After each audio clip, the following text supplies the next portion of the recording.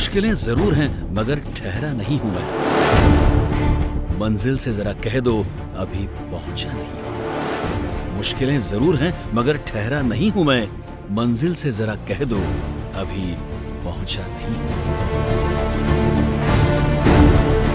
युवक हा केंद्रबिंदू मानून देशाची ध्येय धोरणं राबवली तर भारत महासत्ता राष्ट्र झाल्याशिवाय राहणार नाही असं मानणार आणि आपल्या शैक्षणिक संस्थेत शिकणाऱ्या विद्यार्थ्यांचा सर्वांगीण विकास होण्यासाठी कटिबद्ध असणारे व्यक्तिमत्व म्हणजे ॲडव्होकेट शार्दूलराव सुधाकरराव जाधवर।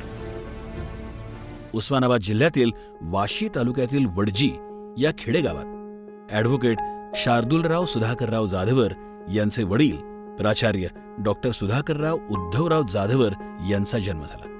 घरच्या आर्थिक संकटावर मात करत आपलं शिक्षण घेत असताना प्राचार्य डॉक्टर सुधाकरराव उद्धवराव जाधवर सरांनी समाजाप्रती असणारी बांधिलकी कधी कमी होऊ दिली नाही। पुण्यात येऊन प्राध्यापकाची नोकरी करता करता त्यांनी अनेक शैक्षणिक संस्था उभ्या केल्या। उत्तम वक्ता, विद्यापीठात अधिष्ठाता, बांधकाम व्यावसायिक, जाधवर ग्रुप ऑफ इन्स्टिट्यूटचे अध्यक्ष अशा एकाच वेळी अनेक पदांवर ते कार्यरत आहेत। नुकतीच त्यांची पुणे विद्यापीठाच्या व्यवस्थापन परिषदेवर सदस्य म्हणून बिनविरोध निवड झाली आहे।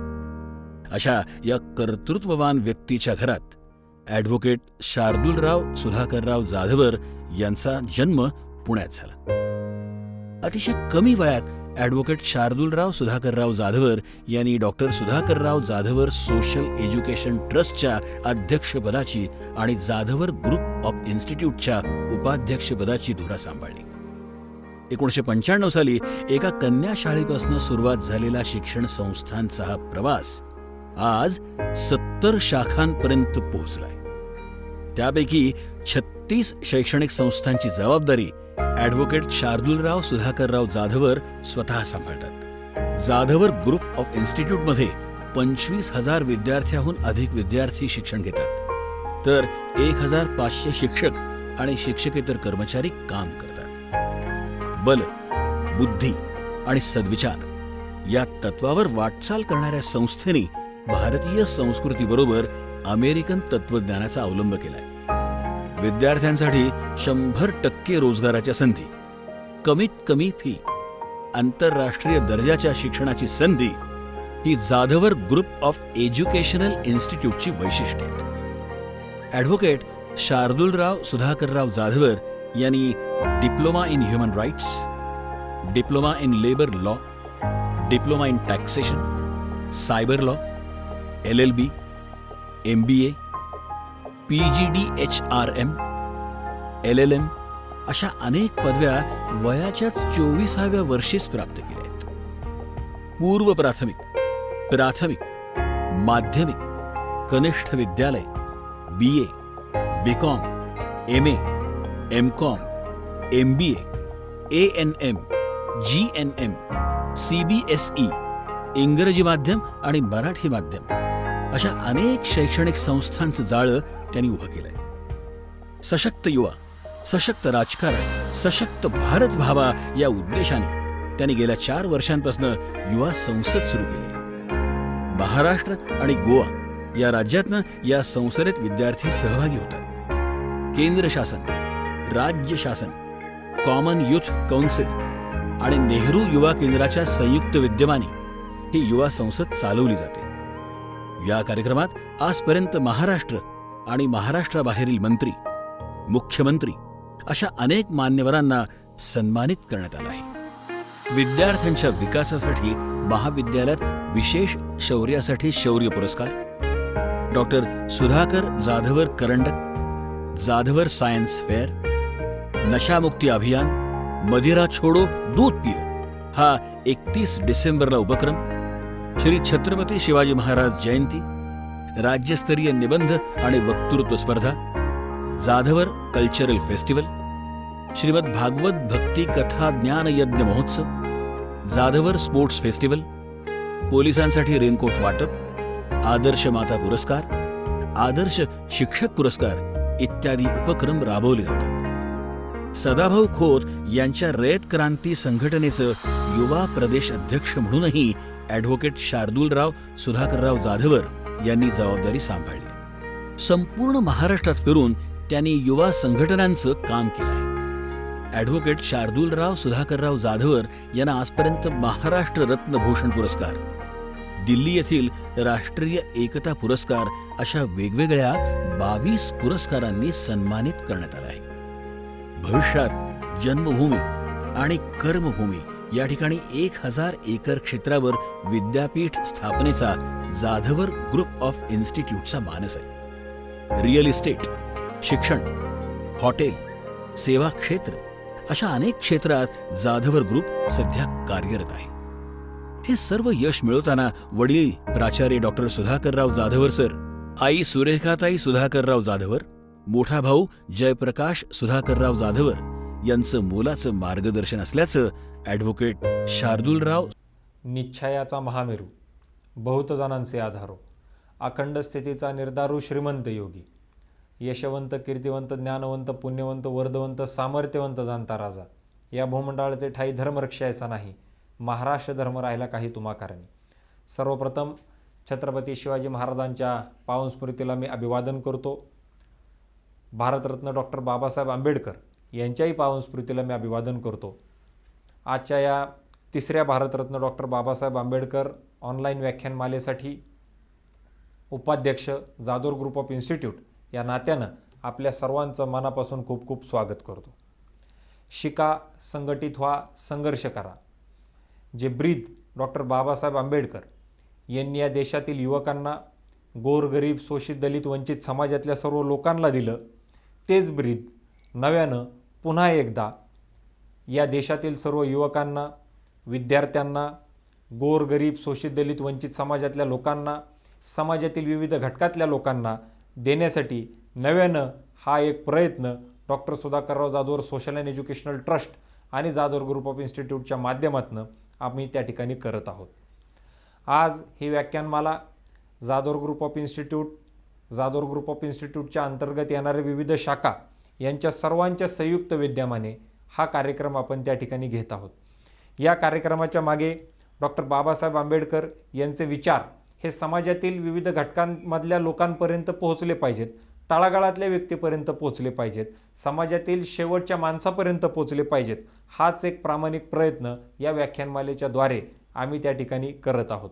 आज मला सांगताना फार आनंद वाटतो की जाधवर ग्रुप ऑफ इन्स्टिट्यूट मागील 25 वर्षापासून त्या ठिकाणी शिक्षण क्षेत्रामध्ये काम करत आहे. आणि शिक्षण क्षेत्रामध्ये काम करत असताना एक शिक्षण संस्था चालक म्हणून एक ज्यावेळेसला आपण संस्था चालवतोय त्यावेळेसला एक ज्ञानदानाचं काम करत असताना, विद्यार्थ्यांना शिक्षण देत असताना आमच्या जर संस्थेचं तुम्ही ब्रीदवाक्य पाहिलं तर ते ब्रीदवाक्य असं आहे, education for strength, intellect and wisdom, बल, बुद्धी आणि सदविचारासाठी शिक्षण. एज्युकेशन सेक्टरमध्ये बलाचं आणि बुद्धीचं काम हे त्या ठिकाणी होतच असतं, परंतु एक सामाजिक बांधिलकी लक्षामध्ये घेता विद्यार्थ्यांना सदविचारसुद्धा अत्यंत मोठ्या प्रमाणावरती शिकवणं, सांगणं, त्यांना त्या पद्धतीचे संस्कार त्यांच्यावरती होणं हे अत्यंत गरजेचं आहे. आणि म्हणून या विद्यार्थ्यांसाठी विविध कार्यक्रम या संस्थेच्या माध्यमातून त्या ठिकाणी घेतले जातात. शैक्षणिक, सामाजिक, आर्थिक, औद्योगिक, कला, क्रीडा, राजकीय प्रत्येक क्षेत्रातला कार्यक्रम हा विद्यार्थ्यांना आपण त्या ठिकाणी देतो आहे. याचं आयोजन आणि नियोजन फार मोठ्या प्रमाणावरती अत्यंत संवेदनशीलपणे कोणत्या कार्यक्रमाचा फायदा विद्यार्थ्यांना कशा पद्धतीनं होईल ह्या सगळ्या गोष्टीचा विचार करून आपण अत्यंत चांगल्या पद्धतीनं हे सर्व कार्यक्रम हे आपण त्या ठिकाणी घेत असतो. आज मला सांगताना फार आनंद वाटतो की एवढे कार्यक्रम घेत असताना, इतक्या विविध पद्धतीचे कार्यक्रम घेत असताना प्रत्येक कार्यक्रमातून विद्यार्थ्यांनी एक एक जरी चांगल्या गोष्टी शिकल्या तरी त्यांचं आयुष्य हे सुजलाम सुफलाम झाल्याशिवाय राहणार नाही. आणि म्हणून त्यांना एवढ्या मोठ्या ताटामध्ये ज्या वेळेसला आपण हे सगळे संस्कार देतोय त्याच्यातनं कोणते घ्यायचे, कशा पद्धतीने घ्यायचे हा विचार विद्यार्थ्यांना त्या ठिकाणी करता येतो. त्यांच्या विचाराला चालना अत्यंत चांगल्या पद्धतीने मिळते. त्यांना डिसिजन घेण्याची ताकद या सगळ्या कार्यक्रमांच्या माध्यमातून मिळते.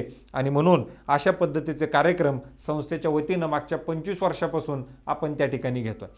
ज्या वेळेसला 2021 साली कोरोना होता, या कोरोनाच्या कालावधीमध्ये 2020, 2021, 2022 हे तिन्ही वर्ष अशा पद्धतीने गेली की कधी लॉकडाऊन होतोय, कधी बंद होतंय, कधी चालू होतंय, हे कुणालाही काही कळत नव्हतं.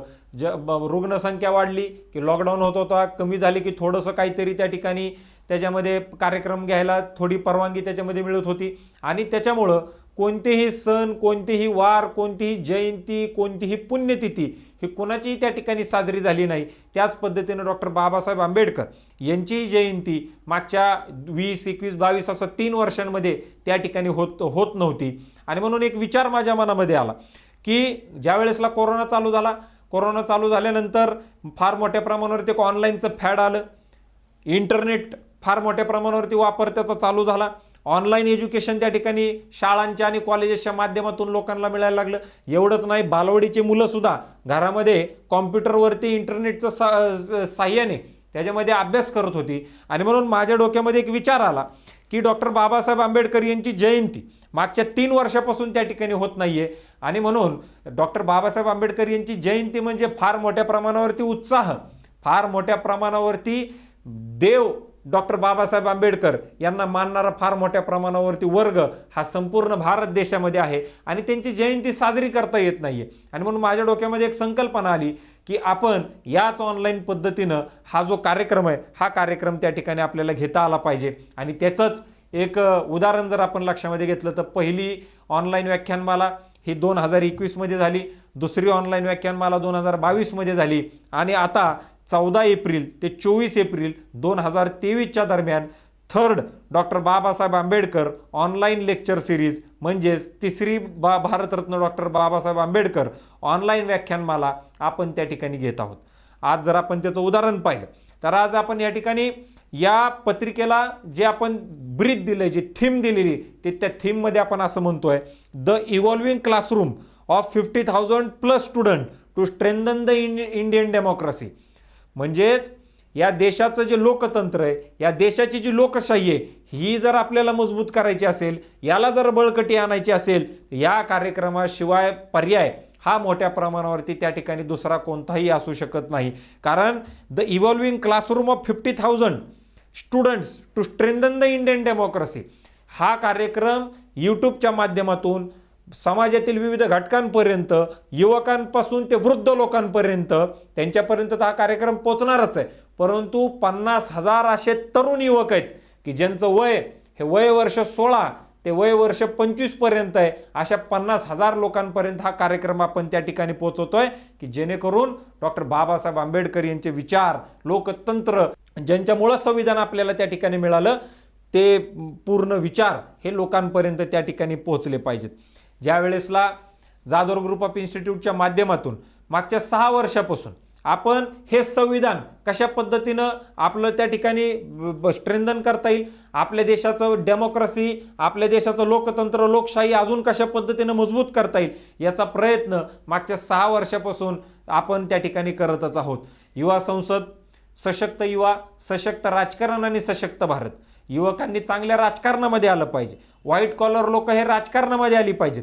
त्यांचे जे विचार आहेत, त्यांचे विचार ज्या वेळेसला या राजकारणाला त्या ठिकाणी नवनवीन विचार त्याच्यामध्ये मिळतील, त्यावेळेसला नक्कीच हा देश त्या ठिकाणी महासत्ता झाल्याशिवाय त्याच्यामध्ये शस्त्र बसणार नाही, शस्त्र राहणार नाही.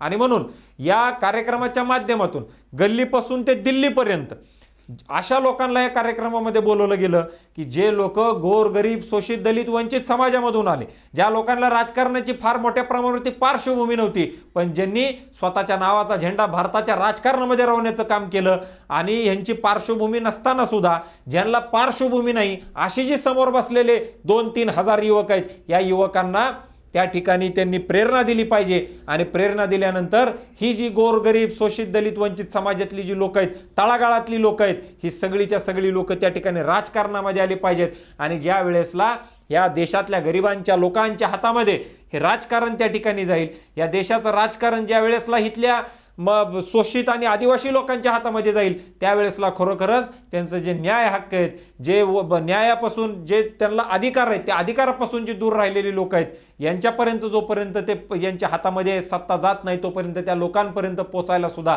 त्यांची खरी कोणती दुःख आहेत हे दुःखसुद्धा त्या लोकांना त्या ठिकाणी समजली पाहिजेत.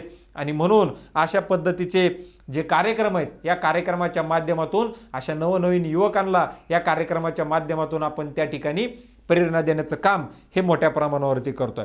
आणि म्हणून ज्यावेळेसला आपण व्हाईट कॉलर लोक म्हणतोय त्यावेळेसला डॉक्टर्स असतील, वकील असतील, आर्किटेक्ट असतील, इंजिनियर्स असतील, टीचर्स असतील, अशी सगळी चांगली चांगली शिकलेली लोक याच्यामध्ये आली पाहिजेत. आणि म्हणून याचाच एक पार्ट जे 6 वर्ष आपण त्या ठिकाणी करतोय तेच आता त्याचाच एक एक्सटेंडेड व्हर्जन म्हणून, त्याचाच एक ऑनलाईन प्लॅटफॉर्म म्हणून आपण त्या ठिकाणी हे डॉक्टर बाबासाहेब आंबेडकर ऑनलाईन व्याख्यानमाला चालू केलेली आहे, ज्याला आज 3रं वर्ष त्याचं त्या ठिकाणी चालू होत आहे. आणि म्हणून या देशाचं लोकतंत्र मजबूत करण्यासाठी अशा पद्धतीच्या कार्यक्रमांचं त्या ठिकाणी आयोजन आणि नियोजन आपल्या संस्थेच्या माध्यमातून अत्यंत प्रामाणिकपणानं आपण त्या ठिकाणी त्याच्यामध्ये करत आहोत. त्याचं कारण असं आहे की ज्या व्यक्तीमुळं आपल्याला त्या ठिकाणी आजचा आपण हा कार्यक्रम घेऊ शकतोय, ज्या व्यक्तीमुळं आज आपल्याला अधिकार मिळाले, ज्या व्यक्तीमुळं आजचा आपलं प्रत्येकजण आज प्रत्येकाच्या तोंडामध्ये एक वाक्य असतं, मला फ्रीडम ऑफ स्पीच आहे, मला फ्रीडम बोलायचा अधिकार आहे, पाहिजे त्या देवाची पूजा करण्याचा अधिकार आहे, मला कुठंही जाण्याचा अधिकार आहे, मी काही करण्याचा अधिकार मला त्या ठिकाणी आहे. ज्याच्यामुळं हे सगळं आपल्याला त्या ठिकाणी मिळालं, ज्या माणसामुळं सकाळी उठल्यापासून संध्याकाळी झोपेपर्यंत प्रत्येकजण आपापले अधिकार त्या ठिकाणी त्याच्यामध्ये सत्यात उतरू शकतो. अन्यथा आपली परिस्थिती ही जर्मनीसारखी, अन्यथा नॉर्थ कोरियासारखी त्याच्यामध्ये झाली असती. ज्या व्यक्तीमुळे हे सगळ्या गोष्टी त्या ठिकाणी होत आहेत त्या व्यक्तीचे विचार हे प्रत्येक व्यक्तीपर्यंत त्या ठिकाणी पोहोचले पाहिजेत. समाजातील सगळ्या बहुजन समाजापर्यंत हे विचार पोहोचले पाहिजेत, वंचितांपर्यंत हे विचार पोहोचले पाहिजेत, सर्व गरीब विद्यार्थ्यांपर्यंत हे विचार पोहोचले पाहिजेत, सर्व घटकातल्या विविध लोकांपर्यंत हे विचार पोहोचले पाहिजेत. आणि ते जे विचार आहेत त्या विचाराची जी आग आहे ती आग कायमस्वरूपी त्या ठिकाणी धगधगत राहिली पाहिजे. आणि ती जी धग आहे ती धग प्रत्येकाच्या मनामध्ये त्या ठिकाणी तशीच तेवत राहिली पाहिजे. आणि म्हणून असे जे कार्यक्रम आहेत हे कार्यक्रम आपण त्या ठिकाणी घेतोय.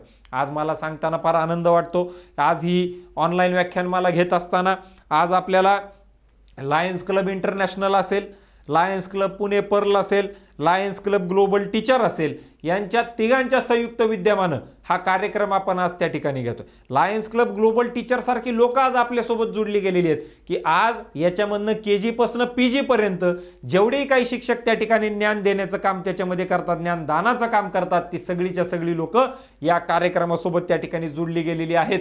आणि म्हणून हा ज्या वेळेसला कार्यक्रम होतोय त्यावेळेसला हा कार्यक्रम ह्या सर्व शिक्षकांच्या माध्यमातून त्या गावामधल्या शेवटच्या वाड्या वस्तीत तांड्यावरच्या शिक्षकांपर्यंत हा कार्यक्रम पोहोचणार आहे. आणि तो कार्यक्रम शिक्षकांकडनं विद्यार्थ्यांकडे पोहोचण्याचं काम हे फार मोठ्या प्रमाणावरती त्या ठिकाणी होणार आहे. कारण जोपर्यंत ह्या देशातले सर्व शिक्षक असं मनाने त्या ठिकाणी ठरवत नाहीत की डॉक्टर बाबासाहेब आंबेडकरांचे विचार हे प्रत्येक व्यक्तीपर्यंत पोहोचले पाहिजेत, तोपर्यंत ते पोहोचू शकत नाही. एकदा जर त्या ठिकाणी शिक्षकांनी ठरवलं हे शेवटच्या व्यक्तीपर्यंत पोहोचलं पाहिजे तर नक्कीच एखाद्या गावामध्ये सुद्धा त्या ठिकाणी ते विचार अत्यंत चांगल्या पद्धतीने पोहोचू शकतात. आणि म्हणून जाणीवपूर्वक लायन्स क्लब ग्लोबल टीचर ह्या सुद्धा लोकांना आपण आपल्यासोबत जोडून घेण्याचं काम आपण त्या ठिकाणी केलेलं आहे. आज जर तुम्ही पाहिलं, आज त्या ठिकाणी डॉक्टर बाबासाहेब आंबेडकर ऑनलाईन व्याख्यानमाला जी 3री त्या ठिकाणी पार पडत आहे, याच्यामध्ये जर आपण विचार केला तर कोणते विषय घेतलेले आहेत, कोण ही लोक बोलत आहेत. डॉक्टर बाबासाहेब आंबेडकरांचं जर तुम्ही पूर्ण आयुष्य लक्षामध्ये घेतलं, त्यांचे विचार लक्षामध्ये घेतले आणि त्यांचं व्यक्तिमत्व जर लक्षामध्ये घेतलं तर एकच गोष्ट त्या ठिकाणी माझ्या मुखामध्ये आत्ता येते, ते म्हणजे विश्वरत्न. एवढं विशाल आयुष्य हे त्या ठिकाणी त्यांचं विशाल आयुष्य व्यक्तिमत्व त्या ठिकाणी त्यांचं होतं की मागच्या 2 वर्षामध्ये जवळजवळ 10 दिवस ही व्याख्यानमाला चालली. पहिली आणि दुसरी म्हणजे ते 20 दिवस आणि आजपासून जी चालू होतीये ते म्हणजे अजून 10 दिवस, असे 30 दिवस झाले, 30 वक्ते झाले, 30 विषय झाले, तरी देखील त्यांचा अभ्यास हा त्या ठिकाणी अपुराच आहे. आणि अशा व्याख्यानमाला कायम स्वरूपी आपल्याला त्या ठिकाणी घ्यावी लागू शकते. एवढं मोठं विशाल व्यक्तिमत्व त्यांचं. आज एखादा माणूस जर एखाद्या विषयामध्ये म्हणजे संत तुकाराम महाराजांचा जर एखादा अभंग असेल तर त्या अभंगाच्या एखाद्या कडव्यावरती त्या ठिकाणी PhD करतो. आज जर तुम्ही पाहिलं तर जवळजवळ 30 दिवस, 30 वक्ते, 30 विषय एकानेही तो विषय त्या ठिकाणी रिपीट केलेला नाही, एकाही वक्त्यांनी त्या ठिकाणी सेम माहिती परत परत सांगितलेली नाही. म्हणजे असं 30 दिवस झाले प्रत्येक जण 1-1, 2-2 तास त्या ठिकाणी त्यांच्यावरती बोलतोय, तरी सुद्धा त्यांचं व्यक्तिमत्व त्या ठिकाणी आपण पूर्णपणे त्या ठिकाणी बांधता येत नाही. हे एवढं मोठं विशाल व्यक्तिमत्व त्यांचं होतं. आणि म्हणून आज सुद्धा त्या ठिकाणी जर आपण पाहिलं तर सगळ्यात जास्त डॉक्टर बाबासाहेब आंबेडकर यांचा जर वेळ आपण लक्षामध्ये घेतला तर तो या महाराष्ट्राच्या मातीमध्ये त्या ठिकाणी गेलेला आपल्याला त्याच्यामध्ये दिसतो. या मराठी भूमीमध्ये त्यांचा सगळ्यात जास्त वेळ गेलेला आपल्याला दिसतो. आणि म्हणून ही एक आपल्यासाठी अभिमानाची गोष्ट ही फार मोठ्या प्रमाणावरती आहे, हे आपण त्या ठिकाणी लक्षात घेतलं पाहिजे. 22 एप्रिल 2023ला त्या ठिकाणी माननीय श्री पिंगळे सर हे आपल्याला त्याच्यामध्ये मार्गदर्शन करणार आहेत. ते कार्यवाह महाराष्ट्र साहित्य परिषद पुणे हे आहेत आणि त्यांचा विषय डॉक्टर बाबासाहेब आंबेडकर यांना समजून घेताना हा विचार ते त्या ठिकाणी मांडतायत.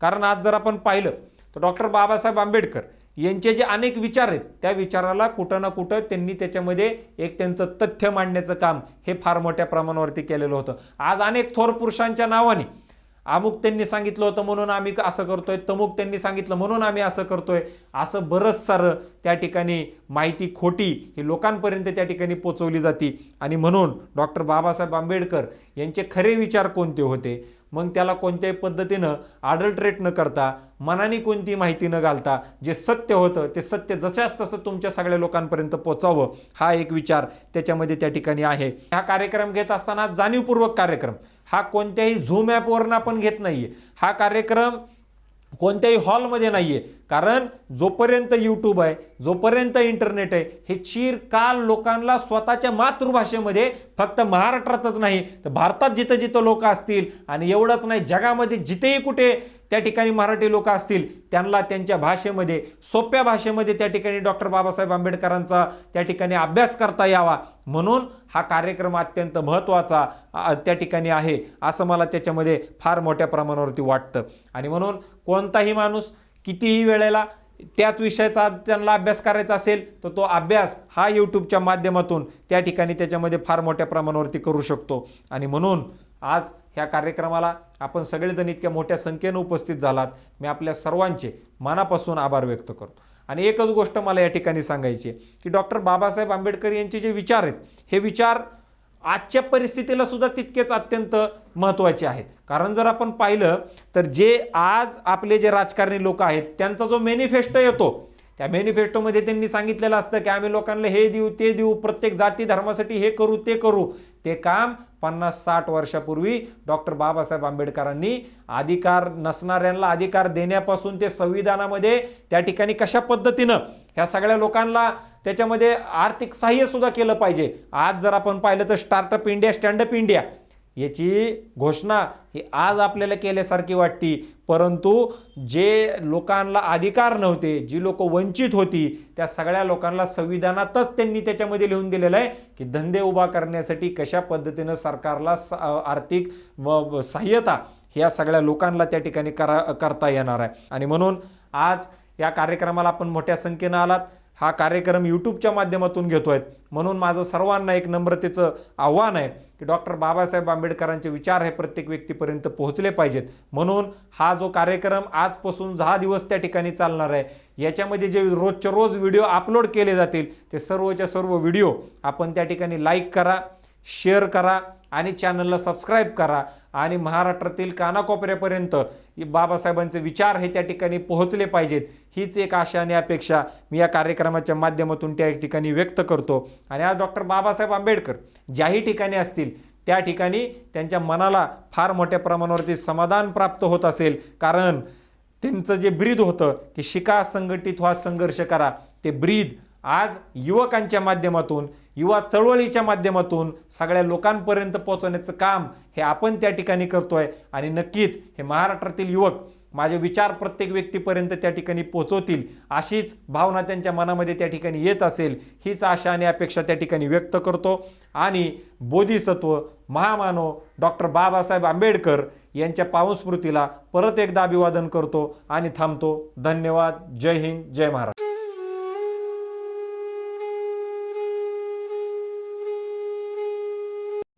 वि. दा. पिंगळे, साहित्यिक वक्ता आणि विचारवंत म्हणून वी.दा. पिंगळे यांची संपूर्ण महाराष्ट्राला ओळख आहे.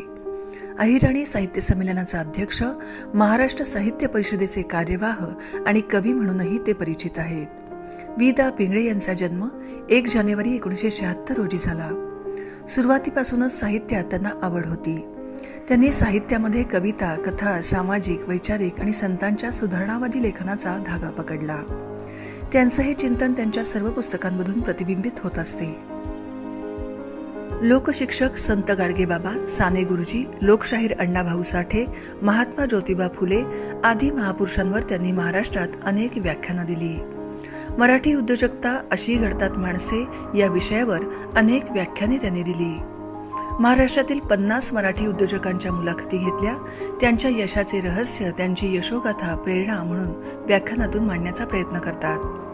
त्यांच्या या उपक्रमाला वाचक श्रोत्यांचा प्रचंड प्रतिसाद मिळाला. त्यांच्या या उपक्रमाचा समावेश स्टार प्रवाहच्या एका मालिकेत करण्यात आला. विविध साहित्यिक आणि सामाजिक संस्थांवर ते कार्यरत आहेत. त्यांच्या लेखन कार्याबद्दल त्यांना विविध पुरस्कारांनी सन्मानित करण्यात आलं. त्यांचं लेखन शालेय आणि महाविद्यालयीन पाठ्यपुस्तकांमध्ये समाविष्ट करण्यात आलं. शब्दाई या मासिकाच्या माध्यमातून त्यांनी आपली लेखन प्रतिभा वाचकांपर्यंत पोहोचवली आहे. वी.दा. पिंगळे यांचे बहुश्रुत आणि चतुरस्त्र लेखन अनेकांना दिशा देत आहे. त्यांच्या या कार्याला जाधवर ग्रुप ऑफ इन्स्टिट्यूटचा सलाम आणि शुभेच्छा.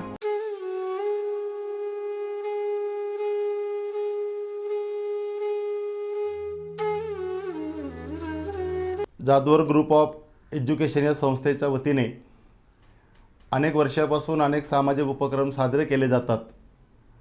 शिक्षणासोबत विद्यार्थ्यांना सामाजिक परिवर्तन म्हणजे काय, सामाजिक चळवळी म्हणजे काय हेही माहीत झालं पाहिजे, यासाठी ही संस्था सतत प्रयत्नशील असते. प्राचार्य सुधाकर जाधवर सर हे शिक्षण साहित्य क्षेत्रातील एक मोठं व्यक्तिमत्व आहे. उत्तम वक्ते आहेत की ज्यांचं वक्तृत्वातून अनेक विद्यार्थ्यांना ज्ञान संपादन झालं.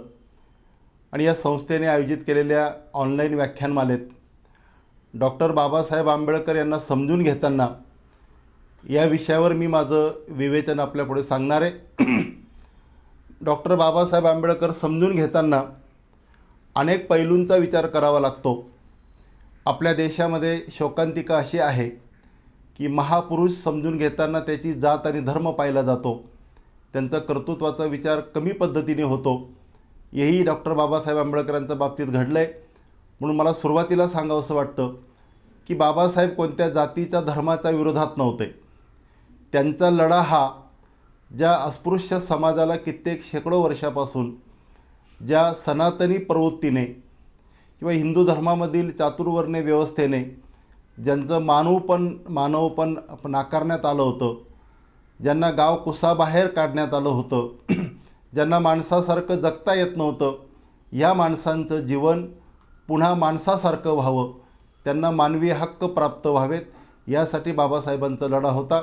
बाबासाहेब ब्राह्मण जातीच्या विरोधात नव्हते, बाबासाहेब हिंदू धर्माच्या विरोधात नव्हते, तर त्यांना अस्पृश्य जो समाज होता की ज्या समाजाला अगदी गुराढोरांप्रमाणे वागवलं जात होतं, ज्यांना माणसासारखं वागवण्यात येत नव्हतं, ह्या लोकांचे हक्क त्यांना प्राप्त व्हावेत, त्याही लोकांना माणसासारखं वागवण्यात यावं, यासाठी बाबासाहेबांनी लढा दिला. बाबासाहेबांना अवघं 65 वर्षाचं आयुष्य मिळालं आणि स्वतः ते अस्पृश्य समाजात जन्माला जरी आलेले असले, त्यांनीही स्वतः असंख्य चटके सहन केले. जातीयता किती भयानक होती. बाबासाहेब नेहमी असं म्हणत असत की चातुर्वर्ण्य व्यवस्था ही एक इमारत आहे, या इमारतीला कोणत्याही प्रकारची शिडी नाही. खालचा माणूस वर जाऊ शकत नाही, वरचा माणूस खाली जाऊ शकत नाही. वरचा माणूस कितीही भ्रष्ट असला, कितीही वाईट असला, तरी तो आयुष्यभर वरचा माणूस म्हणून जगतो. आणि खालचा माणूस कितीही प्रामाणिक असला, विद्वान असला, कितीही चारित्र्यवान असला, तरी त्याला वर जाण्याची शिडी नव्हती. अगदी अस्पृश्य समाजामध्ये असे गुणवंत, ज्ञानवंत अनेक लोक होते, पण जाती व्यवस्थेमुळे त्यांचं विद्वानपण, त्यांची माणुसकी, त्यांचे मोठेपण नाकारण्यात आलं होतं. याची बाबासाहेबांना प्रचंड चीड होती. आणि बाबासाहेब म्हणायचे, ही चातुर्वर्ण्य व्यवस्थेची इमारत फोडल्याशिवाय मी गप्प बसणार नाही. ज्या धर्मामध्ये एका माणसाला माणूस म्हणून जगवण्यात येत असेल आणि एका बाजूला अस्पृश्य समाजाला जी सुद्धा माणसं आहेत, ज्यांनासुद्धा आईच्या उदरातून जी सुद्धा जन्माला आलेली आहेत, पण त्यांचा जर तिरस्कार होत असेल, त्यांना जर गाव कुसाबाहेर राहावं लागत असेल, त्या लोकांना जर उच्चवर्णीयांची नको ती कामं करावी लागत असतील, तर हे योग्य नाही, हे बाबासाहेबांनी नाकारलं.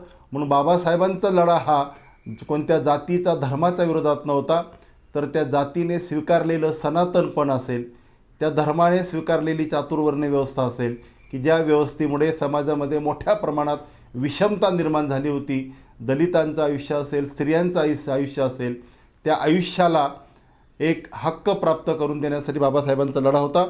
आपण बाबासाहेब समजून घेताना आपण याही गोष्टी समजून घेतल्या पाहिजेत की बाबासाहेबांचं बालपण, बाबासाहेबांना शिक्षण घेण्यासाठी काय काय त्रास सहन करावा लागला. बाबासाहेबांचे वडील रामजी सुभेदार, आंबेडकर हे इंग्रजांचा याच्यामध्ये सुभेदार होते. ते काही इयत्ता शिकलेले होते आणि इंग्रजांच्या व्यवस्थेमध्ये काम करत असताना त्यांचं असं लक्षात आलं की शिक्षण घेतलं पाहिजे, शिक्षणाशिवाय आपल्या समाजाचा उद्धार होणार नाही. आणि रामजी आंबेडकरांची अशी इच्छा होती की आपल्या मुलांनी शिकलं पाहिजे. म्हणून त्यांनी बाबासाहेबांची हुशारी पण पाहिली. बाबासाहेब अगदी प्रारंभीपासून अतिशय हुशार, चाणाक्ष होते. त्यांची बुद्धिमत्ता अतिशय कुशाग्र होती आणि त्यांना शिक्षणाची आवड होती, वाचनाची आवड होती. सुरुवातीला त्यांनी सातारा या ठिकाणी 4थीपर्यंत शिक्षण घेतलं आणि बाबासाहेबांना पहिल्यापासून वाचनाची खूप आवड होती. आणि पुढे मुंबईला आल्यानंतर एल्फिस्टन शाळेमध्ये जेव्हा ते शिकायला आले, तेव्हा ते ग्रंथालयातली पुस्तकही त्यांना तिथे घेऊ देत नव्हते. अस्पृश्य म्हणून त्यांना वर्गातही बाजूला बसवलं जात होतं. ते अतिशय हुशार विद्यार्थी होते, पण तरीसुद्धा बाकी विद्यार्थी त्यांचा तिरस्कार करायचे. त्या शाळेच्या ग्रंथालयात त्यांना पुस्तकं वाचायला मिळत नव्हती. अशी सगळी अवस्था होती. आणि हे बाबासाहेब आपल्या घरी आपल्या वडिलांसोबत शेअर करायचे की असं का होतं आहे, मी सुद्धा हुशार विद्यार्थी आहे, मला वर्गात असं डावललं का जातं, माझा का तिरस्कार केला जातो, माझा विद्वत्तेचा का विचार होत नाही. तर रामजी बाबा त्यांना वडील सांगायचे की अस्पृश्य म्हणून ही चातुर्वर्ण्य व्यवस्था इथं निर्माण झालेली आहे. या व्यवस्थेमुळे आम्ही मानव असूनसुद्धा आम्हाला मानव पण नाकारण्यात आलेलं आहे आणि हे फोडावं लागेल, यासाठी तुला शिकावं लागेल. म्हणून बाबासाहेबांना वडील आपल्या पगारातून घर खर्च कमी करायचे, पण आपल्या मुलाची वाचनाची भूक भागवत होते. पगार झाल्यानंतर ते मुलाला जे लागतील ती ग्रंथ आणून द्यायचे आणि बाबासाहेबांना अगदी विद्यार्थी दशेपासून ग्रंथ वाचनाची आवड निर्माण झाली.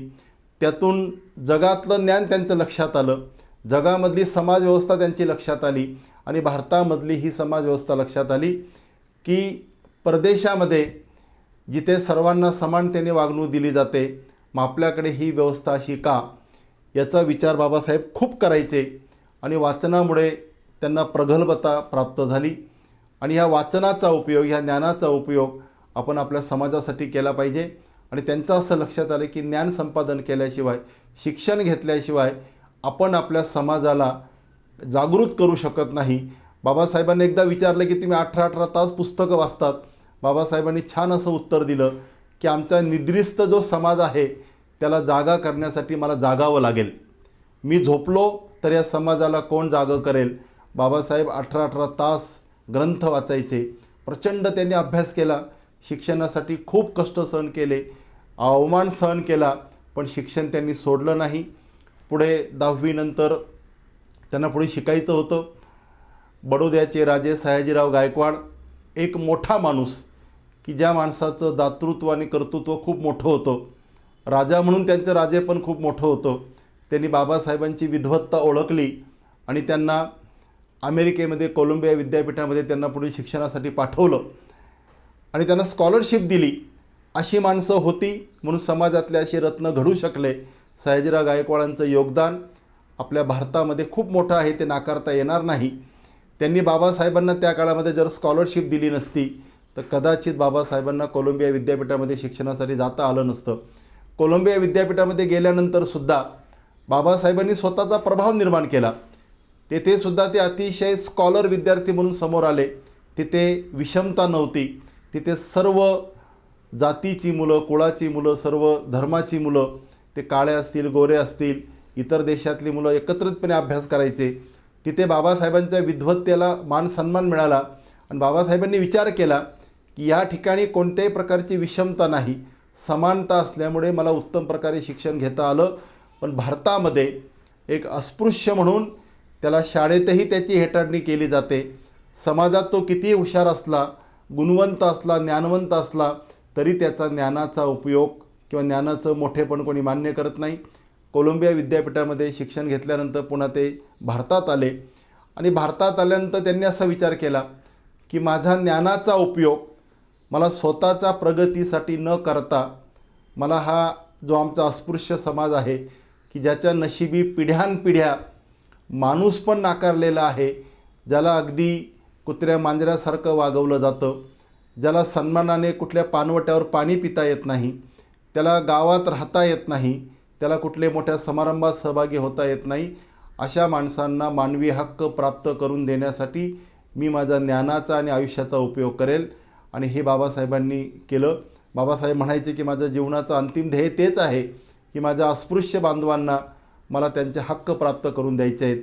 त्यांनासुद्धा सार्वजनिक पानवट्यावर कसं पाणी पिता येईल, त्यांनासुद्धा समानतेने कसं वागता येईल, त्यांना शिक्षण कसं घेता येईल, त्यांचा मुलाबाळांचा कसा सन्मान होईल, तिथल्या त्यांच्या स्त्रियांचा कसा सन्मान होईल, यासाठी माझं मी सगळं आयुष्य समर्पित करेल. आणि बाबासाहेबांनी ते केलं. अवघं 65 वर्षाचं आयुष्य मिळालं. या आयुष्यामध्ये आजारपण आलीत, अनेक दुःख आलीत, तरुण मुलं अगदी त्यांचं निधन झालं, रमाबाई पत्नीचं लवकर निधन झालं. दुःख पचवून हा माणूस उभा राहिला. का? तर दुःखितांचं दुःख कमी करण्यासाठी, शोषितांचं शोषण कमी करण्यासाठी, ज्यांचं सत्व नाकारण्यात आलं अशा लोकांना मानवतेचं सत्व प्राप्त करून देण्यासाठी बाबासाहेबांनी सगळं आयुष्य खर्च केलं. कोलंबिया विद्यापीठातून बाबासाहेब जेव्हा भारतात परत आले तेव्हा आर्थिक परिस्थिती अतिशय नाजूक होती. त्यासाठी त्यांनी नोकरी देखील केली. आता पुढे आपण म्हणतो की सयाजीराव गायकवाडनी त्यांना स्कॉलरशिप दिली. तेव्हा ठरलं होतं की त्या संस्थानामध्ये काही वर्ष नोकरी करायची. त्या संस्थानामध्ये ते नोकरी करण्यासाठी गेले, पण तिथेही त्यांना जातीयतेचे चटके सहन करावे लागले. बाबासाहेब म्हणायचे की मी कोलंबिया विद्यापीठातला स्कॉलर विद्यार्थी आहे, माझ्या ज्ञानाचा उपयोग इतर विद्यार्थ्यांनी, इतर लोक करतायत आणि ह्या ठिकाणी मला माझं ज्ञान द्यायचं आहे, पण इथे माझी जात मला आडवी येते. बडोदा या ठिकाणी संस्थानात नोकरी करतानासुद्धा त्यांना त्यांची जात आडवी आली, त्यांचा तिरस्कार करण्यात आला, त्यांना स्पर्श म्हणजे विटाळ मानण्यात आलं. त्यांनी राजांकडे सुद्धा ती तक्रार केली, पण ही जाती व्यवस्था इतकी मजबूत होती की ती सहज तोडणं सयाजीराव गायकवाडांना सुद्धा शक्य नव्हतं. पण त्यांनी प्रयत्न केला. त्यांनी बाबासाहेबांना समजून सांगितलं की होईल, बदल करावा लागेल, तुमच्यासारखे स्कॉलर विद्यार्थी शिकले पाहिजेत आणि आपल्या समाजाला आपण पुढे आणलं पाहिजे. तिथून बाबासाहेबांनी नोकरी सोडून पुन्हा मुंबईत आले. त्यांना PhDचं पुढील शिक्षण घ्यायचं होतं. त्यासाठी पुन्हा त्यांना स्कॉलरशिप मिळाली. ते लंडन, इंग्लंडला गेले. त्या ठिकाणी त्यांनी पुढील आपलं शिक्षण घेतलं. तिथून पुन्हा भारतात आल्यानंतर त्यांचं असं लक्षात आलं की आपल्या समाजाला शिक्षण दिलं पाहिजे, आपल्या समाजामध्ये जागृती निर्माण केली पाहिजे. आपला समाज जो स्वतःला कमी समजतो, जो अगदी उच्चवर्णीयांची कोणतीही कामं करतो, एखादं गोरंढोर मेल्यानंतर ते उचलून फेकण्याचं काम आपला समाज करतो, हे त्यांनी नाकारलं पाहिजे. म्हणून बाबासाहेबांनी सामाजिक कार्याला सुरुवात केली. अगदी आपण पाहतो अनेक प्रसंग आहेत, पण अगदी कमी वेळामध्ये आपल्याला बाबासाहेब समजून घ्यायचे आहेत की बाबासाहेबांचा लढा नेमका काय होता, बाबासाहेबांना नेमकं अपेक्षित काय होतं. बाबासाहेबांनी कोणत्या धर्माचा तिरस्कार केला नाही, कोणत्या जातीचा तिरस्कार केला नाही, तर त्या धर्मामधील, जातीमधील जे वाईट गुण होते, जी विकृती होती, ते विकृतीला त्यांचा विरोध होता. म्हणून आपण कोणी असं समजून घेऊ नये. काही लोक मुद्दाम काहीतरी अपप्रचार करतात की बाबासाहेब ब्राह्मण जातीच्या विरोधात होते, हिंदू धर्माच्या विरोधात होते, गांधीजींच्या विरोधात होते, नेहरूंच्या विरोधात होते. जर गांधी आणि नेहरूंच्या ते विरोधात असते, काही तात्विक मतभेद असतील, होते, गांधी आणि बाबासाहेबांचे तात्विक मतभेद होते, पण नेहरूंनी बाबासाहेबांमधली विद्वत्ता जाणली होती आणि त्यांच्यामध्ये मतभेद जरी असले तरी मनभेद नव्हते. जर मनभेद असते तर घटना समितीचा अध्यक्ष नेहरू असतील, गांधी असतील, त्यांनी बाबासाहेबांना केलं नसतं.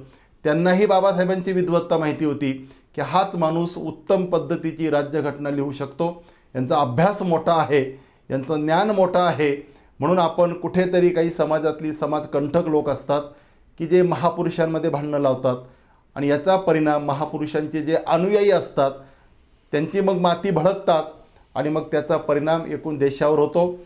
म्हणून बाबासाहेबांनी जेव्हा राज्यघटना लिहिली आणि जेव्हा ती लोकशाही आपल्या भारतामध्ये आली तेव्हा बाबासाहेब म्हणाले होते की लोकशाही ही फक्त शासन व्यवस्था नाही आहे, तर ही जीवन पद्धतसुद्धा झाली पाहिजे.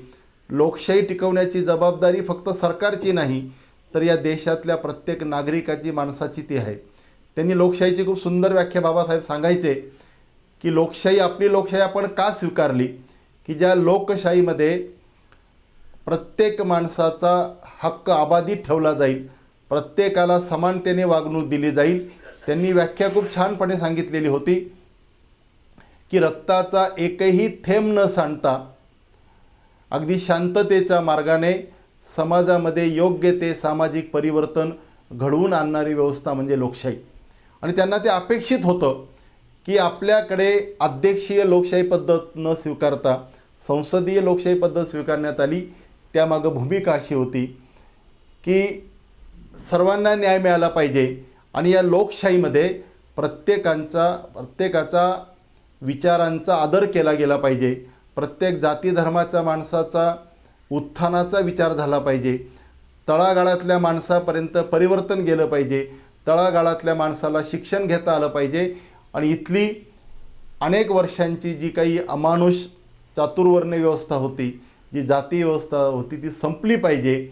ही लोकशाही येण्यामागची त्यांची मुख्य भूमिका होती. म्हणून बाबासाहेबांनी जी काही राज्यघटना लिहिली, जेव्हा भारतामध्ये लोकशाही लागू झाली तेव्हा जगातल्या अनेक विद्वान मंडळींनी, अनेक लोकांनी शंका उपस्थित केली की भारतासारख्या अशा बहुभाषिक, बहुजातीय देशामध्ये, बहुराज्यांचा असा या देशामध्ये लोकशाही यशस्वी होईल का, अशी शंका अनेकांना आली होती. पण आज आनंद होतो, समाधान वाटतं की आज स्वातंत्र्याला आम्ही अमृत महोत्सव साजरा केला. 75 वर्ष झालीत आणि लोकशाही आम्ही यशस्वी करून दाखवली. त्यामध्ये अनेक उणिवा असतील त्या ठीक आहे, पण लोकशाही आमच्या देशामध्ये यशस्वी झाली. ती काही वर्षच टिकेल अशा पद्धतीची जी ओरड होती त्याला आम्ही उत्तर दिलं. त्यामागं बाबासाहेबांची राज्यघटना, आदर्श घटना, त्यांनी ज्या पद्धतीने सगळं राज्यघटना लिहिली त्या ठिकाणी प्रत्येकाला न्याय दिला, न्याय देण्याची भूमिका होती. जेव्हा आपल्या देशामध्ये लोकशाही प्रणाली सुरू झाली त्यानंतर बाबासाहेबांनी अनेक ठिकाणी व्याख्यानं दिली. ती व्याख्यानं मला खूप महत्त्वाची वाटतात. बाबासाहेबांनी त्या ठिकाणी असं जाहीर म्हटलं आहे की लोकशाही ही टिकवण्याची जबाबदारी जशी सरकारची आहे तशी प्रत्येक माणसाची आहे. या लोकशाहीमध्ये जर तुम्ही पुन्हा विषमता धरून बसणार असाल, तुम्ही जातीयता जर ठेवणार असाल, एकमेकाचा द्वेष आणि तिरस्कार जर करणार असेल तर लोकशाही टिकणार नाही. त्यांनी सरकारला सुद्धा सांगितलं होतं की सरकारी पक्ष कितीही सदस्यांचा असला तरी त्यांनी विरोधी पक्षाचा आदर केला पाहिजे. ज्या सरकारमध्ये विरोधी पक्ष हा सशक्त असेल, जो अगदी सरकारवर अगदी चांगल्या पद्धतीने लक्ष ठेवणार असेल तर तेच सरकार चालू शकतं. मग विरोधी पक्षाचा सुद्धा आदर सरकारने केला पाहिजे, तरच लोकशाही टिकू शकेल. कायदा न्यायव्यवस्थेला पायमल्ली कोणी करू नये किंवा पायदळी तुळवण्याचा प्रयत्न कोणी करू नये, तरच लोकशाही टिकू शकेल. बाबासाहेबांनी खूप चांगल्या पद्धतीने नंतर मार्गदर्शन सगळ्या गोष्टींचं केलं की लोकशाही ही शासन पद्धतीच नाही तर ती जीवन पद्धतीसुद्धा झाली पाहिजे. आणि 75 वर्षामध्ये आम्ही लोकशाही स्वीकारली, रुजवली. बाबासाहेब म्हणायचे, मी आता फक्त लोकशाहीचे बीजारोपण केलेले आहे. हे वृक्ष वाढवायची जबाबदारी प्रत्येक भारतीयाची आहे. आपण समतेचं पाणी त्या ठिकाणी घालूया, करुणा, ममता, समानतेचं पाणी आपण त्या झाडाला देऊया, तरच ही लोकशाही टिकेल, मोठी होईल आणि ह्या वृक्षाच्या छायेखाली सर्वांना समानतेने जगता येईल. ही भूमिका बाबासाहेबांची होती. म्हणून बाबासाहेब समजून घेताना या सगळ्या गोष्टी आपल्याला समजून घेता येतील. बाबासाहेबांची विद्वत्ता अनेक लोकांनी मान्य केली, काही लोकांना ते मान्य नव्हती, काही लोकांना त्यांची विद्वत्ता, गुणवत्ता त्यांना अजिबात आवडतही नसेल. पण कोल्हापूरचे छत्रपती शाहू महाराज हे सुद्धा एक मोठं व्यक्तिमत्व आपल्याकडे होऊन गेले. शाहू महाराजांना जेव्हा समजलं की एक अस्पृश्य समाजातील एक तरुण परदेशात जाऊन कोलंबिया विद्यापीठात जाऊन त्यांनी उच्च शिक्षण घेतलेलं आहे, तर स्वतः शाहू महाराज बाबासाहेबांना भेटायला मुंबईला त्या ठिकाणी आलेत आणि त्यांना इतका आनंद वाटला की ज्या अस्पृश्य समाजाला शिक्षण नाकारण्यात आलं होतं, शिक्षणासाठी ह्या तरुणाने किती कष्ट घेतले, स्कॉलरशिप घेऊन कोलंबिया विद्यापीठात गेले, त्या ठिकाणीसुद्धा त्यांच्याकडे पैसे नव्हते, कोणत्याही प्रकारची जीवाची चैन त्यांना करता येत नव्हती, ते अगदी कमीत कमी अन्न खायचे, सकाळी अगदी एक पावाचा तुकडा असेल, एक कप चहा असेल, तेवढं खाऊन दिवस त्यांनी काढले. कारण पैसे नव्हते, घरून तर येणे शक्य नव्हते, मिळालेल्या स्कॉलरशिपमध्येच आपलं सगळं जीवन त्यांना व्यतीत करायचं होतं. तशाही कठीण अवस्थेमध्ये बाबासाहेबांनी शिक्षण सोडलं नाही, उपाशी राहिले, पण उरलेल्या पैशातून ग्रंथ खरेदी केले आणि प्रचंड त्यांनी ग्रंथ वाचलेत. सगळं जग त्यांनी समजून घेतलं, जगातले धर्म समजून घेतले, जगातली समाजव्यवस्था राजव्यवस्था समजून घेतली आणि एक विद्वान ग्रस्त, प्रकांड पंडित असे ग्रस्त ते तयार झालेत. शाहू महाराज जेव्हा मुंबईला आले, शाहू महाराजांना खूप आनंद वाटला. शाहू महाराजांनी आपल्या डोक्यावरचं पागोटं काढलं आणि बाबासाहेबांच्या डोक्यावर घातलं. किती मनाचा मोठेपणा आहे, एक राजा आपल्या डोक्यावरचं पागोटं काढून आंबेडकरांच्या बाबासाहेबांच्या डोक्यावर घालतात. ही खरी सत्वतेची परंपरा आपल्याकडे आहे, छत्रपतींची मोठी परंपरा आहे. हा छत्रपतींचा मनाचा मोठेपणा. आणि त्यांनी बाबासाहेबांना कोल्हापूरलाही नेलं, तिथं त्यांची भव्य अशी दिव्य मिरवणूक काढण्यात आली आणि लोकांना सांगितलं की आता अस्पृश्य समाजाला घाबरायची गरज नाही, तुमचा नेता, तुम्हाला सांभाळणारा, विचार देणारा, मार्गदर्शन करणारा आता एक तरुण आपल्याकडे आहे. इतकं त्यांनी कौतुक केलं आणि बाबासाहेबांना सर्वतोपरी त्यांच्या कामाला शाहू महाराजांनी मदत केली. एका बाजूला शाहू महाराज असतील, सयाजीराव गायकवाड साहेब असतील किंवा अनेक ब्राह्मण मित्रसुद्धा बाबासाहेबांचे होते की ज्यांना बाबासाहेबांची विद्वत्ता ज्ञात होती की ह्या तरुणाला किंवा बाबासाहेबांना स्वतःचा काही स्वार्थ नाही आहे, त्यांना काही स्वतः राजकीय पदाची अपेक्षा नाही आहे, तर त्यांना वाटतं की ह्या समाजातली ही जातीय विषमता संपली पाहिजे. कारण विषमतेमुळे देशाची प्रगती थांबली, जातीय विषमतेमुळे कुठेतरी टोकाची विरोधाचा विचार मनामध्ये निर्माण झाला, त्याचं नुकसान एकूण देशाचं झालं. आज आपण जर सगळ्या जगाचा विचार केला, जिकडे जिकडे विषमता आहे, जिकडे जिकडे माणसापासून दूर लोटलं गेलं, त्या देशाची प्रगती थांबते. आपल्याकडे ह्या 75 वर्षामध्ये भारताने विविध क्षेत्रामध्ये जी काही प्रगती केलेली आहे, त्यामागे बाबासाहेबांची राज्यघटना असेल, बाबासाहेबांची भूमिका असेल आणि त्या भूमिकेचा स्वीकार पुढे समाजाने केला आणि ही जातीयता कमी झाली. आज आम्ही जर विचार केला तर आज कुठेही शिक्षणामध्ये जातीयता आडवी येत नाही. तरीसुद्धा कुठेतरी एक काही गोष्टींची खंतही वाटते. अजूनही काही लोक मनामध्ये एक जात धरून बसलेले आहेत, कुठेतरी जातीचे असे टोकदार बाण त्यांच्या मनामध्ये आहेत.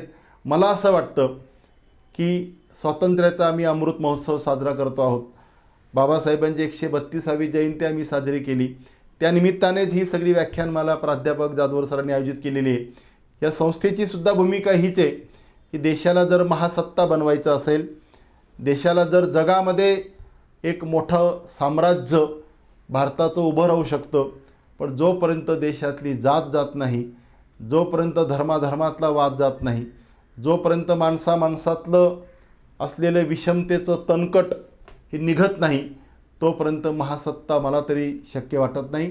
शेवटी ह्या सगळ्या गोष्टी परिणामकारक असतात. बऱ्याचदा आम्ही पाहतो आजही कुठेतरी जातीय दंगली होतात, धर्माच्या नावाने दंगली होतात. एकाच देशातली माणसं, एकाच लोकशाहीवर जगणारी माणसं जेव्हा एकमेकांच्या विरोधात शस्त्र हातामध्ये घेतात, तेव्हा हा लोकशाहीचा अपमान मला वाटतो, हा घटनेचा अपमान असा वाटतो. आणि हे बाबासाहेबांना कधी अपेक्षित नव्हतं. म्हणून बाबासाहेब समजून घेताना या सगळ्या गोष्टींचा आपण विचार केला पाहिजे. बाबासाहेबांनी जेव्हा सामाजिक कार्याला सुरुवात केली तेव्हा त्यांनी 1927मध्ये 14 तळ्याचं महाडचं त्यांनी सत्याग्रह केला. बाबासाहेबांचं असं म्हणणं होतं की महाड नगरपालिकेने ते सार्वजनिक जे होतं ते सर्वांसाठी खुलं राहील असा प्रकारचा त्यांचा ठराव देखील होता. असं असताना देखील जर त्या ठिकाणी अस्पृश्य समाजाला जर पाणी पिता येत नसेल तर बाबासाहेबांनी या सगळ्या गोष्टींचा अभ्यास केला आणि त्यांनी पहिला सत्याग्रह 5 ते 6 हजार आपले त्यांनी अनुयायी अस्पृश्य समाजातले घेतले. काही वरिष्ठ समाजाचे सुद्धा होते आणि त्यांच्यासोबत त्यांनी त्या ठिकाणी 14 तळ्याचा सत्याग्रह घडवून आणला. तेही नंतर प्रचंड पद्धतीने त्याच्यामध्ये रिॲक्शन झाली. नंतर त्या ठिकाणी अस्पृश्य समाजाला मारहाणसुद्धा करण्यात आली. पण बाबासाहेबांनी एक विचार आपल्या समाजाला दिला होता की कुठेही आपण हिंसा करायचं नाही, आपल्याला आपले हक्क प्राप्त करून घ्यायचे आहेत आणि हक्क प्राप्त करून घेताना आपण समाजाला पटवून सांगायचं की आमचे हक्क का नाकारले आलेले आहेत. आणि त्यामुळे तिथला सत्याग्रह असेल, त्यानंतर काळाराम मंदिराचा प्रवेश असेल, मनुस्मृतीचं दहन असेल, असे अनेक प्रकारचे सत्याग्रह असतील सामाजिक काम बाबासाहेबांनी सुरू केले. आणि बाबासाहेबांनी आपल्या समाजाला एवढंच सांगितलं की तुम्ही मनातला न्यूनगंड काढून टाका, तुम्ही ही नको ती कामं करू नका. बाबासाहेब सांगायचे की तुम्ही कशाला गुरंढोरं, मेलेली गुरंढोरं बाहेर फेकण्याचं काम करतात, ते बंद करा. अशी कामं जोपर्यंत तुम्ही बंद करत नाही आणि ते नाकारण्याची हिंमत तुमच्यामध्ये आली पाहिजे. आणि बाबासाहेबांमुळे ती नाकारण्याची हिंमत अस्पृश्य समाजांमध्ये आली. ते स्त्रियांनासुद्धा सांगायचे आपण स्वच्छता राखा, आपण स्वतः स्वच्छ राहा, आपल्या मुलाबाळांना शाळेत पाठवा. तुमचा पती जर एखादा व्यसनाधीन असेल तर त्याचं व्यसन कसं दूर होईल त्याला पटवून सांगा. आणि शिक्षणाशिवाय आपल्या समाजाचा उद्धार होणार नाही. जोपर्यंत आपण शिक्षण घेत नाही तोपर्यंत आपल्याला आत्मसन्मान मिळणार नाही, हक्कांची जाणीव होणार नाही. जोपर्यंत आपण सत्तेमध्ये जात नाही, सत्ता आपल्या हातात येत नाही, तोपर्यंत आपल्याला आपल्या समाजासाठी काही करता येणार नाही. बाबासाहेबांनी 1931च्या येवल्या या ठिकाणी त्यांनी सभेमध्ये सांगितलं की मी जरी हिंदू म्हणून जन्माला आलेलो असलो तरी मी हिंदू म्हणून मरणार नाही. ह्या बाबासाहेबांच्या वाक्यामुळे धर्मांतर बाबासाहेब आता करतायत, बाबासाहेब करतील. त्यामुळे प्रचंड असं वादळ निर्माण झालं की बाबासाहेबांनी धर्मांतर केलं तर कोणता धर्म स्वीकारतील. अनेक प्रकारच्या चर्चा झाल्या. पण बाबासाहेबांचं स्वतःवर विश्वास होता की आपण जो धर्म स्वीकारू त्या धर्माची तत्त्वे आपल्या अस्पृश्य बांधवांना समानतेच्या पातळीवर नेणारी असली पाहिजेत. बाबासाहेबांनी सर्व धर्मांचा अभ्यास केला होता. या संदर्भात बाबासाहेब एकदा संत गाडगेबाबांना एकदा भेटले आणि संत गाडगेबाबा आणि बाबांचंसुद्धा खूप चांगले संबंध होते. दोघांचं काम सारखं होतं. गाडगेबाबांनीसुद्धा स्वच्छतेच्या माध्यमातून हातात झाडू घेतला आणि कीर्तनाच्या माध्यमातून समाज मनामध्ये असलेली विषमता, समाज मनामध्ये असलेली अंधश्रद्धा दूर केली. हे दोन बाबा जेव्हा एकत्र भेटले तेव्हा डॉक्टर बाबासाहेबांनी गाडगेबाबांना विचारलं की बाबा मी धर्मांतर करतोय, कोणता धर्म मी स्वीकारला पाहिजे, तुम्हाला काय वाटतं? आता गाडगेबाबा म्हणाले मी अडाणी माणूस आहे. गाडगेबाबांच्या मनामध्ये डॉक्टर बाबासाहेबांबद्दल प्रचंड आदर होता. संत गाडगेबाबा नेहमी आपल्या कीर्तनात सांगायचे की एक अस्पृश्य समाजातले बाबा शिकले आणि त्यांनी समाज आता वर नेण्याचं काम करतायत, समाजाला आता आत्मसन्मान मिळवून देण्याचं काम करतायत. म्हणून ते कीर्तनात सांगायचे की आपणही आपल्या मुलांना शिकवा आणि बाबासाहेब आंबेडकर बनवा. गाडगेबाबा म्हणाले की मला धर्माबद्दल काही कळत नाही, पण एक लक्षात ठेवा की तुमच्या पाठीशी लाखो अस्पृश्य समाज आहे, त्यांची कोठेही फसवणूक होणार नाही, त्यांचाही आत्मसन्मान होईल, त्यांनाही हक्क प्राप्त होतील, असा धर्म तुम्ही स्वीकारा. आणि बाबासाहेबांना ते ज्ञात होतं. बाबासाहेबांनी पुढे बौद्ध धर्म स्वीकारला. अनेकांनी प्रश्न विचारला की तुम्ही बौद्ध धर्म बाबासाहेब का स्वीकारला? बाबासाहेबांनी छान असं उत्तर दिलं की गौतम बुद्धांनी 2500 वर्षापूर्वी हा धर्म स्थापन केला. बाबासाहेब म्हणायचे की ह्या धर्मामध्ये करुणा आहे, समता आहे, समानता आहे आणि ह्या मूल्यांवर आधारित हा धर्म आहे. या धर्मामध्ये कर्मकांड नाही, देवदेवतांविषयी असं काही विचार नाहीत आणि समानतेचा, विवेकाचा, प्रामाणिकतेचा मूल्यांवर आधारित हा धर्म आहे. प्रज्ञा, करुणा, समता असेल आणि या धर्मामध्ये माणूस हा सर्वश्रेष्ठ आहे. इथं माणसामाणसामध्ये भेदभाव नाही, स्त्री पुरुष असा भेदभाव नाही, सर्वत्र समानता आहे, म्हणून मला बौद्ध धर्म अधिक प्रिय वाटला. म्हणून बाबासाहेबांनी आपल्या लाखो अनुयायांच्या सोबत बौद्ध धर्माचा स्वीकार केला आणि सम्राट अशोकानंतर बौद्ध धर्माचा प्रसार आणि एवढं मोठेपण बाबासाहेबांनी मिळवून दिलं. आणि बौद्ध धर्म हा मुळातच त्या तत्वावर उभा आहे. म्हणजे हिंदू धर्म चुकीचे आहे असं त्यांचं म्हणणं नव्हतं, पण हिंदू धर्मातले काही चातुर्वर्ण्य व्यवस्था असतील किंवा काही लोकांनी धर्माचा चुकीचा लावलेला अर्थ, ज्यामुळे हा समाज दुखावला गेला किंवा यांचं माणूसपण नाकारलं गेलं होतं, आणि ते जर हिंदू धर्मामध्ये पुन्हा प्रस्थापित होणार नसेल तर मला या धर्मामध्ये राहण्याचा अधिकार नाही. हा धर्म जर माझ्या अस्पृश्य बांधवांना अजूनही गुराढोरांसारखा वागवत असेल, पानवट्यावर पाणी पिऊ देत नसेल, शिक्षण घेऊ देत नसेल, तर या धर्मामध्ये मी राहू इच्छित नाही. म्हणजे धर्माचा तिरस्कार न करता, धर्मातले काही गोष्टी न आवडल्यामुळे किंवा मार्तंडांनी चुकीचा धर्म पद्धती पाडल्यामुळे बाबासाहेबांनी बौद्ध धर्म स्वीकारला आणि त्यांचे लाखो अनुयायी त्यांच्यासोबत गेले. हे सगळं बाबासाहेबांच्या आयुष्यात घडलं. 65 वर्षाच्या आयुष्यामध्ये बाबासाहेबांनी शिक्षणासाठी वनवास असेल, सामाजिक क्रांत्या असतील, लेखन असेल. बाबासाहेब उत्तम लेखक होते. बाबासाहेब जवळपास 10 भाषा त्यांना अवगत होत्या. इंग्रजी भाषेवर त्यांचं प्रचंड मोठं प्रभुत्व होतं. उत्तम इंग्रजी ते बोलायचे, उत्तम इंग्रजी लिहायचे.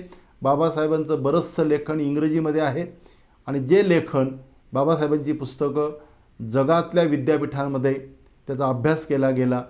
देशांनी आपली अर्थव्यवस्था सुधारवण्यासाठी बाबासाहेबांचं लेखन वापरलं गेलं. असा हा विद्वान माणूस होता.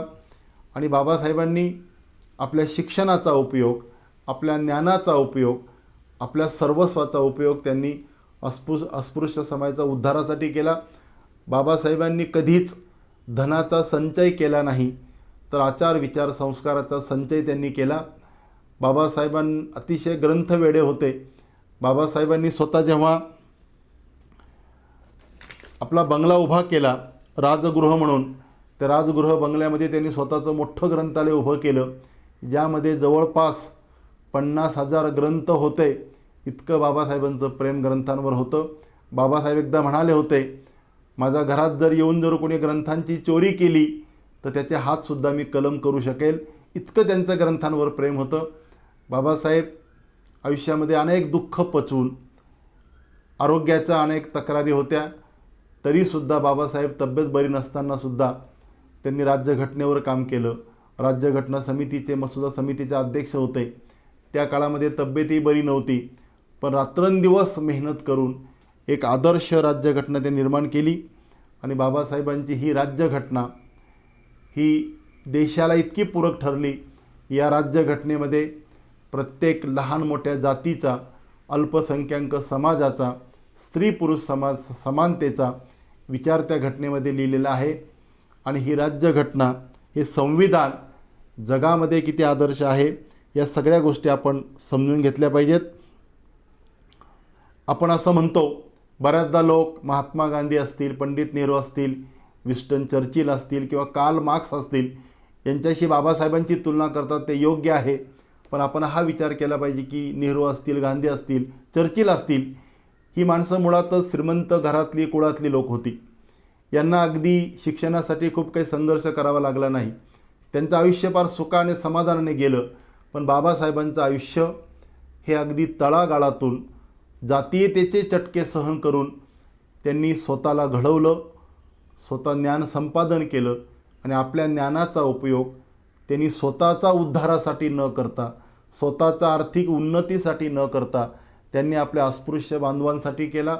आणि मला बऱ्याचदा असं वाटतं की बाबासाहेब नावाचा एक महामाणूस, एक मानवतेचा कैवारी जर या भूमीमध्ये जन्माला आला नसता तर कदाचित अस्पृश्यता अजूनही किती संपली असती, हा मोठा प्रश्न माझ्यासमोर येतो. बाबासाहेबांनी त्या समाजाला आत्मभान दिलं, जागृती दिली. शिका, संघटित वा संघर्ष करा हा मंत्र दिला. आणि बाबासाहेबांच्या विचारांवर श्रद्धा इतकी होती की हा समाजसुद्धा शिकू लागला, पुढे आला. आणि आज बऱ्यापैकी जातीयता संपवण्यामध्ये आम्ही यशस्वी झालो. म्हणून बाबासाहेब समजून घेताना या सगळ्या गोष्टींचा विचार केला पाहिजे. बाबासाहेबांनी पुढे राजकारणातही आले. 42 ते 46मध्ये ते मजूर मंत्री होते कायदेमंडळामध्ये. तेव्हाही त्यांनी मजूर मंत्री म्हणून खूप उत्तम असं काम केलं. स्वतः ते खाणी कामगारांमध्ये तिकडं जायचे, खोल त्या खाणीत उतरायचे आणि खाण कामगारांचं दुःख त्यांनी समजून घेतलं. त्या काळामध्ये रेल्वेमध्ये जे अस्पृश्य समाजातले लोक काम करत होती त्यांची त्यांनी परिषद भरवली, त्या लोकांचं दुःख समजून घेतलं. कामगारांचं जीवनामध्ये आमूलाग्र बदल कसा होईल यासाठी त्यांनी काम केलं. नंतर पुढे स्वातंत्र्यानंतर ते आपले प्रथम कायदा मंत्री झाले. तेव्हाही बाबासाहेबांचं काम आणि बाबासाहेबांची लोकसभेतली भाषणं असतील, ती भाषणं म्हणजे सभासद ऐकत राहायची आणि वाचत राहावी अशी ती भाषणं आहेत. बाबासाहेबांचं प्रभुत्व शब्दांवरती, इंग्रजीवरती, मराठीवरती, हिंदीवरती प्रचंड होतं. अतिशय विद्वान असा हा माणूस होता. आणि बाबासाहेबांचं सगळं आयुष्य आपण समजून घेताना बाबासाहेबांनी पुढे पीपल्स एज्युकेशन सोसायटी या शिक्षण संस्थेची स्थापना केली. मिलिंद महाविद्यालय असेल किंवा त्यांनी मुंबईला असेल किंवा औरंगाबादला महाविद्यालय सुरू केली. भूमिका अशी होती की आपल्या अस्पृश्य समाजाला, तरुणांना चांगल्या पद्धतीचं शिक्षण मिळालं पाहिजे. या सगळ्या गोष्टी या माणसाने केल्या. आपल्या मोजक्या आयुष्यामध्ये खूप काही काम बाबासाहेबांनी केलं आणि शेवटी त्यांचं 6 डिसेंबर 1956 रोजी त्यांचं दुःखद निधन झालं. बाबासाहेब आपण समजून घेताना ह्या गोष्टीचा निश्चित विचार करूया की बाबासाहेब कोणत्या जातीच्या धर्माच्या विरोधात नव्हते, तर त्या जातीने धर्माने निर्माण केलेली जी काही जातीय व्यवस्था होती त्या व्यवस्थेच्या विरोधात त्यांचा लढा होता. देशामध्ये समानता निर्माण झाली पाहिजे, प्रत्येक माणसाला समान हक्क प्राप्त झाले पाहिजेत, यासाठी त्यांचा लढा होता आणि तो लढा अखेरपर्यंत ते प्रामाणिकपणे लढत राहिले. अशा महामानवाला मी त्रिवार वंदन करतो आणि या ठिकाणी थांबतो. जय हिंद, जय महाराष्ट्र. प्राचार्य डॉक्टर सुधाकरराव जाधवर सर, अध्यक्ष जाधवर फाउंडेशन. आयुष्यभर कष्ट झेलत संकटांशी मुकाबला करीत मार्गक्रमण करणारे, काट्याकुट्यांचा रस्ता तुडवीत संकटांशी 2 हात करणारे, बाहेरून काटेरी पण आतून गोड, कोणाच्याही सावलीसाठी उभी राहिल्यावर स्वतःची सावली निर्माण होत नाही, तर स्वतःची सावली निर्माण करण्यासाठी अहोरात्र झगडावे लागते, हा तरुणाईला संदेश देणारे प्राचार्य डॉक्टर सुधाकरराव जाधवर सर. आपला जन्म वडजी या छोट्याशा खेड्यात झाला. घरची अत्यंत प्रतिकूल परिस्थिती, पण परिस्थितीचा आपण कधीच बाऊ केला नाही. संकट माझ्यासाठीच का असं न म्हणता मी काट्यात वाढलेला गुलाब आहे असा सकारात्मक दृष्टिकोन आपण ठेवलात. स्वतःची वाट शोधायची असेल तर ती अंतर्प्रेरणेतून शोधली पाहिजे, हाच विचार मनात कायम करून वाटेवरून आपण चालत राहिलात. थोरा मोठ्यांच्या चरित्रातून जीवनाचं तत्त्वज्ञान देखील आपण अंगीकारलं. त्यातूनच आपल्यासारखं अलौकिक व्यक्तिमत्व उदयास आलं, जे लाखो लोकांचं आशास्थान आणि श्रद्धास्थान बनलं. आपण आपल्या समाजकार्याची सुरुवात क्रांतीवीर या संघटनेनं केली. महिला सबलीकरण, ग्रामस्वच्छता अभियान, व्यसनमुक्ती असे सामाजिक उपक्रम राबवून समाजातील एक घटक बनलात. सावित्रीबाई फुले पुणे विद्यापीठाच्या वाणिज्य शाखेमध्ये अधिष्ठाता या पदावर काम केलं. हजारो विद्यार्थ्यांचे आपण गुरु बनलात. पाश्चिमात्य ज्ञान, विज्ञान, तंत्रज्ञान आणि महान भारतीय संस्कृतीचा मिलाफ असणारी शिक्षण संस्था असावी असा विचार करून 1995मध्ये जाधवर शैक्षणिक संकुलाची स्थापना केली.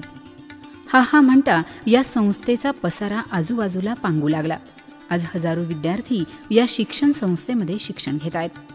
आपण शिक्षणाबरोबरच संस्कारांना देखील तेवढंच महत्त्व दिलं.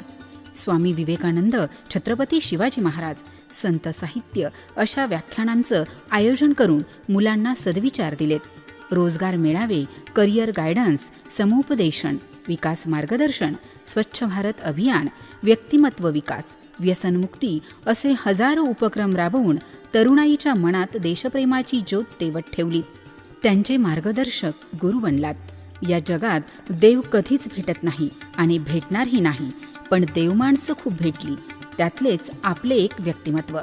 आपण विद्यार्थ्यांचे मार्गदर्शक, प्रेरणा, आधारस्तंभ, आशास्थान आहात. आपल्या असण्यातच या संकुलाची शान आहे. पोटावरून फिरणाऱ्या हातापेक्षा पाठीवरून फिरणारा मायेचा प्रेमाचा हात खूप बळ देऊन जातो. तेच बळ आकाशात झेपावण्यासाठी लागणारी ताकद आपल्या ठायी जमा करते. तेच बळ सर्वांना आपणाकडून मिळते. आकाशातील इंद्रधनुष्याने शोभा वाढली आकाशाची, जाईजुई चमेलीच्या सुगंधाने शोभा वाढली बागेची. जाधवर सरांच्या असण्यानेच शोभा वाढली या जाधवर संकुलाची.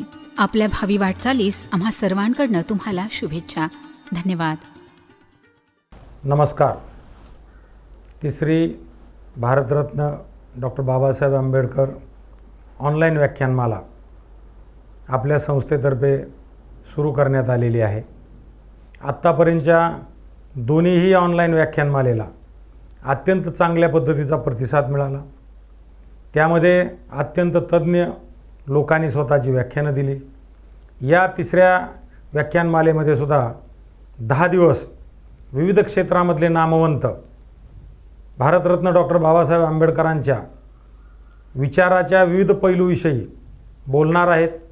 आणि त्यामुळे डॉक्टर बाबासाहेब आंबेडकरांचे विचार, त्यांची विचाराची पद्धती, समाजाविषयी असणारं प्रेम आणि एकूणच राज्यघटना लिहिताना त्याच्यामध्ये ज्या प्रोव्हिजन त्यांनी केलेले आहेत या सगळ्याविषयीचं ज्ञान सखोलपणे आपल्या सगळ्याला यातून मिळणार आहे. या व्याख्यानमालेमध्ये सुद्धा अत्यंत चांगल्या पद्धतीने सर्व लोकांनी सहभाग नोंदवलेला आहे.